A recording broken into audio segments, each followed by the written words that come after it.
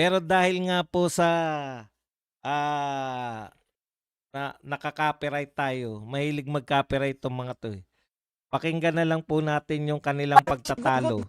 Makinig na lang po tayo. Gutesa siguro alam ni Yuse kung nasan si Gutesa. At saka Bakit yung naman sa akin pamilya niya. bibintang? Baka kayo may alam. Ay, Total, kayo hindi ko naman alam yata kasi ang kakilala hindi, dyan. ikaw ang nasa gobyerno eh. Pero teka lang, sino ba nag-present sa kanila? Ay, Yung mga hindi kaalyado ko alam niyo kung sino nag-present sa nag-present. kanila. Please do not accuse Hindi kami me. nag-present dyan. Baka kaalyado niyo nag-present. Ayan ang propaganda. Pero mo ang assertion mo, ako kasama. Ay, ba't mo hinahanap sa akin? Baka Ay, alam mo. Alam mo, pag ikaw ang estado, Okay. never mind. Well, let's I respect this show. I do not want to go to the gutter. Don't Let's ask start ng vote. kasi. Let's ask You're ng vote. putting something to me. But you are representing government. Bakit ko malalaman? Hindi ako nag-present dyan. Oh, bakit mo sa akin You ipapatulong can sa akin always na say malamang it alam in a ko? very nice way But without you don't have insulting to people. start. Oh, You don't have to excuse start. me. Okay po. Okay. Excuse me. Ano You po? don't have to Grabe, no? Narinig niyo po? Narinig niyo ba? Grabe talaga si Auntie Claire, no? Ito lang po yung communication officer. Tama kayo, no? Communication officer na hindi marunong makipag-communicate. Akalain mo yun, akala kasi ni Auntie Claire lahat. Ano kasi si Auntie Claire eh? Siya po yung kumbaga, isinapuso niya yung pagiging vlogger. Ganyan kami lahat. Hindi ako magmamalinis. Ganyan naman kami mga vlogger. Ang problema ni Auntie Claire, nakakalimutan niya, inimbita siya ron sa TV5. Hindi isang vlogger kung hindi nagre-represent siya sa gobyerno. 'Di ba? Bilang PCO officer. Yan yung diyan siya nababanatan eh. Sa mga ganyang kaugalian niya na putya, anong uri yun? No? Anong uri ka ng tao sa gobyerno na tama naman eh. Nasaan si Gutesa? Yan yung pinakamalaking katanungan sa kanila. Ang problema nito ni Auntie Claire, hindi po siya nagiging tagapagsalita o hindi nagre-reflect sa kanya yung ginagawa ng gobyerno. Baka naman kasi yun yung problema rin nito ni Malutikia at saka ng iba pa. 'Di ba? Baka nag-expect kayo na dapat ang tinatalakay ni Auntie Claire yung mga ginagawa ng gobyerno. Wala. Wala nga pong ginagawa yung gobyerno. Ano po yung tatalakayin ni Auntie Claire? Yun yung problema din sa inyo minsan eh. No? Nag-expect kayo, dapat ganito yung ginagawa ni Auntie Claire. Anong gagawin niya ngayon kung hindi siya atake? Anong gagawin niya kung hindi siya maninira? Ano ang gagawin ni Auntie Claire kung hindi siya magdadala ng mga propaganda?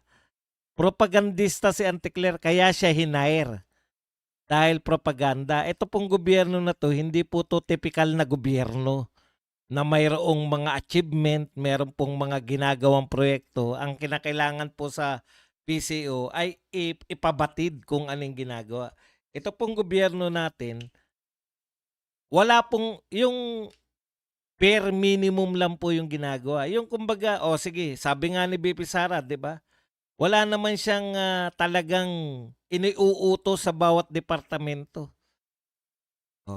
Wala siyang guidance, wala siyang malinaw na takbuhin. Kunwari, ikaw ay DOT secretary, bahala ka kung paano mo maipopromote ang tourism. Walang input mula sa Malacanang. Kung yung lahat po ng mga tauhan niya at anong uri ng tauhan kasi meron din si BBM. Karamihan po ng tauhan niya ay mga pambayad ng utang, 'di ba? Halimbawa po, yung tourism secretary niya. Talaga bang tourism secretary? Ang kilala natin yan na anak ng politiko. In fact, politiko yan, 'di ba? Kapag kakaalam ko diyan, politiko yan yung tourism secretary. Yung mga agriculture secretary niya, kaya wala nahihita tayo eh. Isa sa pinakamalaking kontribusyon kay BBM. Kaya wala po talaga tayong mahihita dito. Ano nga po ang ire-report ni PCO Undersecretary Antic kung halos wala naman po talagang proyekto yung gobyerno. kumbaga ituloy nyo lang, bahala kayo sa buhay nyo kung ano, wala talagang yung main direction na nagmumula sa palasyo. For 3 years, tignan po ninyo. Hanggang ngayon, adjustment pa rin. Hanggang ngayon, planning stage pa rin. Pag naririnig mo sila, Vince Dizon, ano po yung mga pinagsabi? Oh, aayusin natin, maraming mga pagkakamali, ayusin natin. Hindi naman yung first year in service ngayon. Ika-4 na taon na ninyo. Ganun-ganun pa rin. Kaya po ito, huwag kayong magtaka kung bakit si Auntie Claire ganyan. In the first place, kung hindi ganyan ang ugali niya, i-hire ba yan? Bagay na bagay dyan si Auntie Claire. Tapos yung mga Remulya, ano ba? Sila ba pinakamahusay na sa tingin nyo? DILG Secretary, yan ang pinakamahusay. Yung Remulya na Boying, yan ang pinakamahusay na pwedeng maging DOJ. Tapos ngayon, ombudsman pa. Yan po yan. Yan po ang kailangan po nila ngayon, hindi po mga magagaling na tao. Napunan nyo yung ano nila, yung kinakailangan nila, yung mga tao na handang ipagtanggol sila, ano man ang, yung walang question, yung may mga tapaoho, na ito ipagtatanggol namin. Maging masama man kami, wala silang pakialam sa reputasyon. Yun yung mga tao ng gobyerno natin, kaya ganyan yan si Auntie Claire. O, ganyan kasi yung, ganyan kaya siya hinire in the first place. Start. Ganun po. Let's ask lang each one.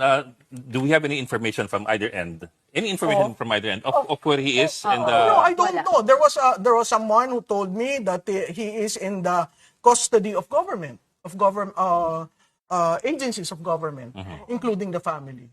including the family. Including the family. So, do I know for certain? No, it was relayed to me. Am I part of the scheme that some people would say I am part? I am not. I am just an ordinary citizen who loves this country and would like to comment on certain things. Tinanong natin yan sa Marines eh. At sinabi nila na wala sa kustodiya nila, walang nakakaalam. Siguro ang dapat si na Mike natin Defensor tanong si din, Mike ano? Defensor. No, we already asked Mike O, na-realize din nila na si Mike Defensor pala dapat yung kanilang kinuwang guest. Putya, bit nyo kinuha. gusto nyo magkaroon ng kaliwanagan, yung mga ang gine-guest ninyo. Ito problema ng mga ano eh. Gusto nyong pag-usapan si Gutesa, tapos ang mga guest ninyo, wala namang kinalaman kay Gutesa, di ba? Dapat ang kinuha nyong guest nga si Mike Defensor tsaka yung taga Marines. Kasi sinasabi ni Mike Defensor, hawak ng Marines at ayaw palabasin si Gutesa. Oh, direkta yan, sinasabi na yan ni Mike Defensor. Kaya wala kang aasahan talaga dito kay Auntie Claire. Ngayon, eto kasi ang problema natin. Wala naman tayong inaasahan na dyan sa mga yan. Kalaban natin yan, yung mga Marcos, di ba? Pinagbibintangan nga, ayaw na mismo sa kanilang kasama. Kasama nila sa sindikato, no? Una, ang madalas lang natin tukuyin na kasama sa sindikato dahil yan ang sinabi ni BP Sara. Sinabi yan ni BP Sara 1 year ago. Walang naniniwala. Ang may control ng budget ng Pilipinas, si Saldico at saka si Martin Romualdez. Sinabi niya yan mahigit 1 taon na nakakalipas. Walang naniwala sa kanya. Ngayon, nalalaman natin na totoo yung sinasabi ni BP Sara. So ano po yung point ko rito? Hindi sayang yung intelligence. Hindi, wala nga pala intelligence on si BP Sara. Hindi hindi sayang yung mga confidential fund ni BP Sara dahil alam niya yung nagaganap eh. 'Di ba? Ang may sayang ng intelligence at confidential fund yung kay BBM kasi wala kang alam sa mga nagaganap sa Pilipinas. Okay. O katulad niyan, nakita ko no, sabi si Torre rin ganun din, 'di ba? Wala po silang pakialam kung magalit sa kanila buong mundo. Basta ang importante, maipagtatanggol nila. Si Shelo Magno po. Okay, punta po tayo rito. sa punto ko po nga pala.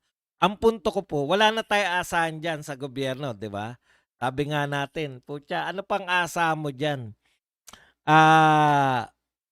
Ano na lang no?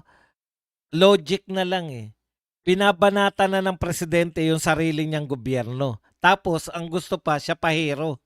Ang gusto pa sabihin ng mga tao na maraming salamat po, Mr. President, at in-expose po ninyo yung malaking katiwalian o malaking korupsyon sa nagaganap sa gobyerno nyo. Hindi ba?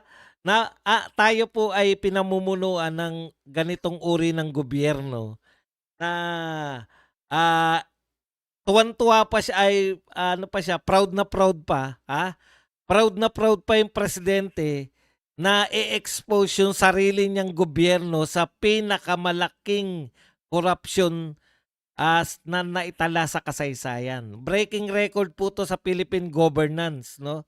Ito na po ang pinakamalaking korupsyon sa Pilipinas. At proud na proud pa po yung presidente na ine-expose niya yung sarili niyang gobyerno. Saan ka po nakakita noon? Saan ka nakakita ng ganyan, di ba? Dapat nagpupuyos siya tapos inaksyonan niya. Ang problema, in-expose niya para sabihin na wala akong kinalaman dyan. O, ano sabi ni Vince Dizon nung lumabas yung kay Saldico? Paano may kinalaman ng presidente siya nga nag-expose? Huwag ko na sabihin yung ano. Minsan Vince Dizon, kung sino yung unang pumapalag, siya yung may kasalanan. Okay.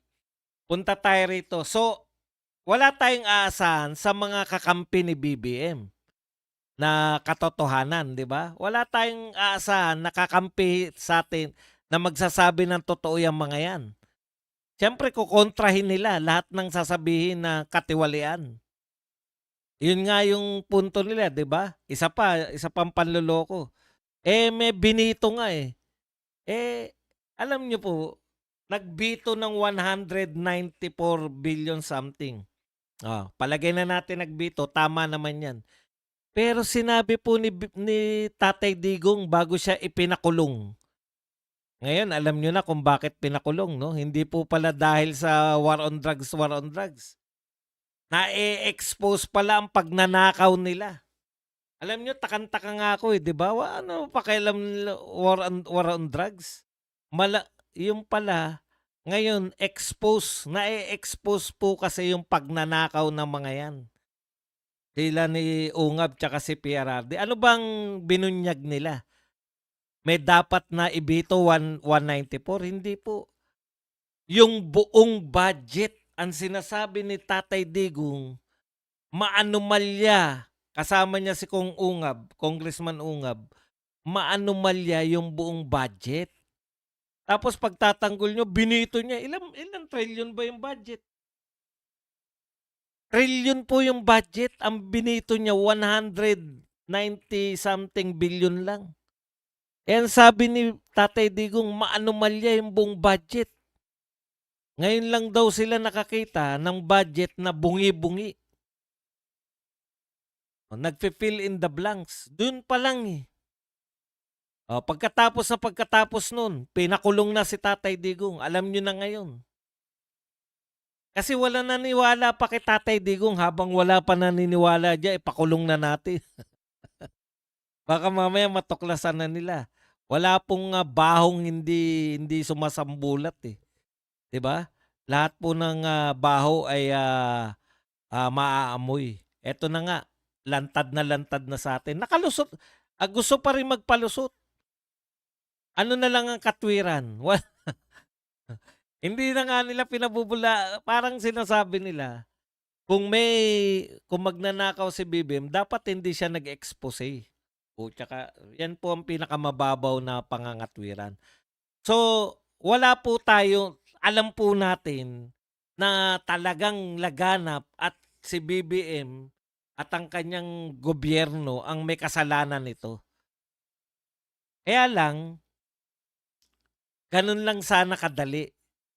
Pero may mga kakampi, yung mga kakampi niya walang problema dahil alam na nating kakampi niya. Yung mga nagkukunwari, no? Yung mga nagkukunwari na tumututol sa sa korupsyon. Katulad ng media at ng mga dilawan kakamping at makabayan black. Yan yung mas malaki